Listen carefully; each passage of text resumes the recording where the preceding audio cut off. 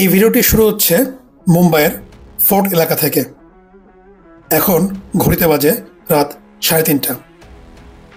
আমি মুম্বাই এয়ারপোর্টের উদ্দেশ্যে রওনা দিয়েছি। আমার ফ্লাইট সকাল 7টায়, তাই একটু আগেভাগেই রওনা দিলাম।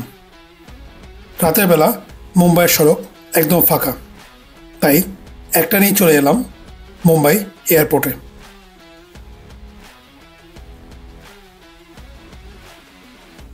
মুম্বাই এয়ারপোর্টের রাস্তা অনেক দূর থেকে শুরু হয়ে যায়। পাশে আছে এয়ারপোর্ট হোটেল।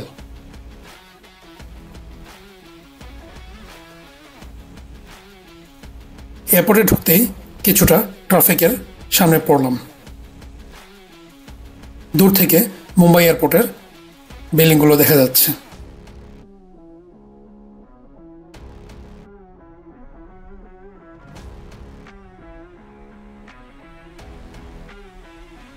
চলে আসলাম ডিপার্চার লাউঞ্জে।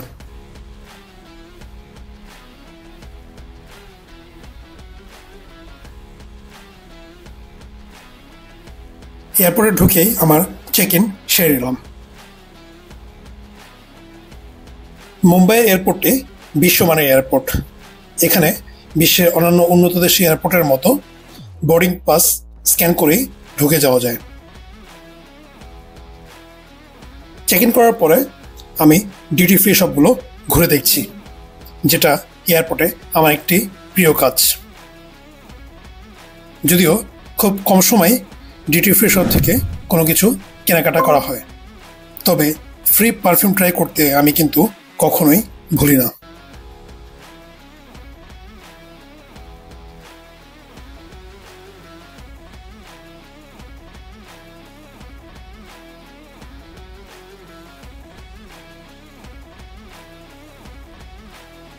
ডিউটি ফ্রি শপ দেখা শেষ করে আমি চলে আসলাম লয়্যালটি লাউঞ্জে। রিসেপশনের ফর্মালিটি শেষ করে আমি এখন যাচ্ছি লিফটের 3 তলায়, কারণ এই লাউঞ্জটি লিফটের 3 তলায় অবস্থিত।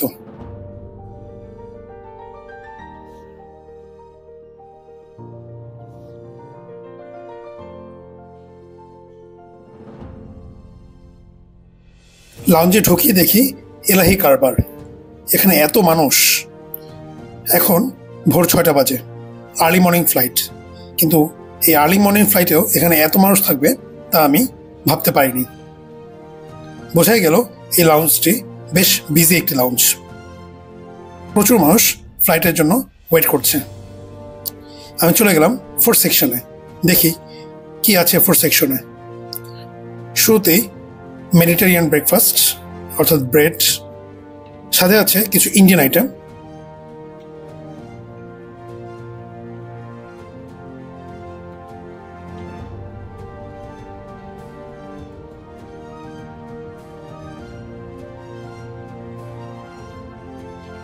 আর আছে 2 প্রকারের জুস এবং সফট ড্রিঙ্কস। এটা হচ্ছে কফি কর্নার। আমি নিলাম পরোটা, ডাল আর সবজি, আর সাথে কোক। যেহেতু ব্রেকফাস্ট টাইম, তাই এই আইটেমগুলোই আমার কাছে ভালো লাগলো।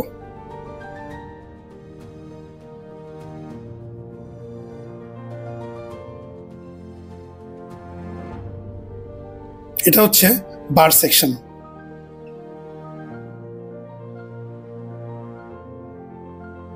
এটা হচ্ছে কোয়াইট এরিয়া।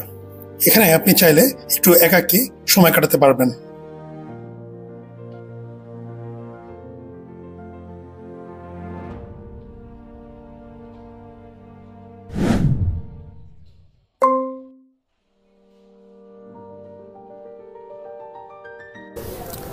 মুম্বাই এয়ারপোর্টের লয়্যালটি লাউঞ্জে সময় কাটাচ্ছি।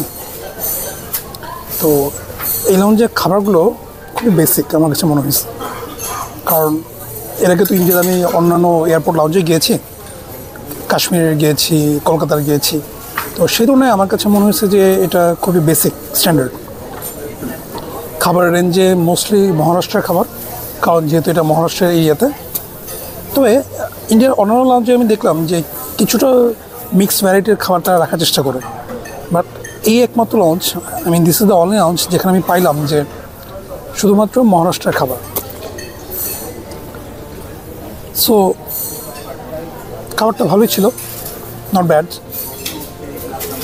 বাট লাউঞ্জ নিয়ে ভাই আমি খুবই ডিসঅ্যাপয়েন্টেড। কারণ হচ্ছে এর থেকে আমার কাছে কলকাতা এয়ারপোর্টে যে লাউঞ্জটা আমি গিয়েছিলাম সেটা আমার কাছে মাচ বেটার মনে হয়েছে, in terms of decoration, in terms of food and other amenities as well. এই লাউঞ্জটা দেখি মনে হচ্ছে যে লাউঞ্জটা অনেক পুরোনো, ভেরি ওল্ড ফ্যাশনড, এবং ইন্টেরিয়র ডেকোরেশনও অনেক আগের।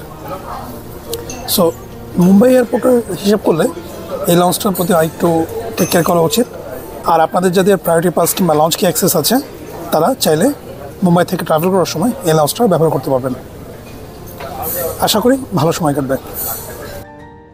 লাউঞ্জে ব্রেকফাস্ট করার পর কিছুক্ষণ সময় কাটিয়ে আমি আবার নিচে নেমে আসলাম। উদ্দেশ্য মুম্বাই এয়ারপোর্টের ডিউটি ফ্রি শপগুলো আরেকবার দেখা।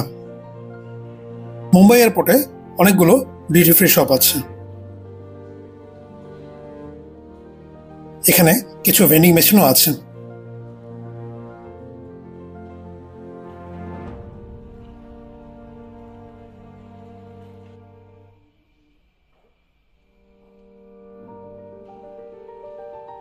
আমি কিছুক্ষণ এই ডিউটি ফ্রি শপগুলো একটু ঘুরে দেখলাম।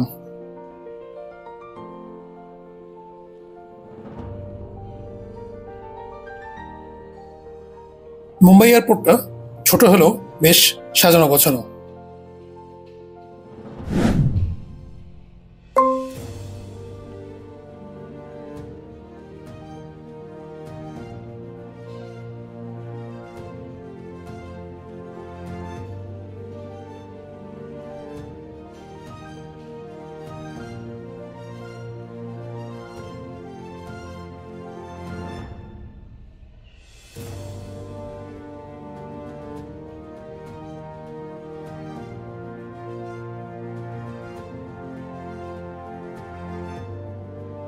ডিউটি ফ্রি সব দেখা শেষ করে আমি এখন যাচ্ছি আমার গেটের দিকে, কারণ আমাকে আমার ফ্লাইট ধরতে হবে।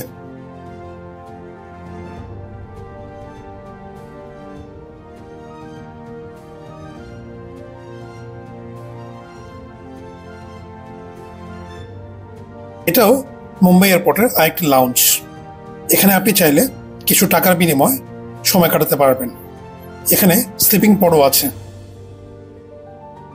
ওই যে এগুলো হচ্ছে স্লিপিং পড।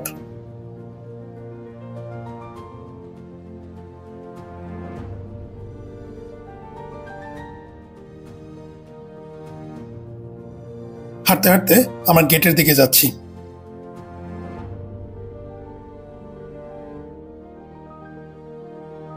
অনেক মানুষ অপেক্ষা করছে তাদের ফ্লাইটের জন্য।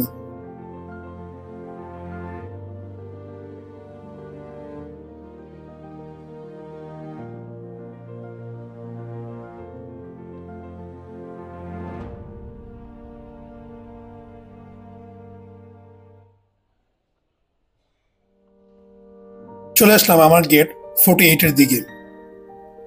এখান থেকে আমার ফ্লাইট ছাড়বে ঢাকার উদ্দেশ্যে। ওই তো প্লেন চলে এসেছে।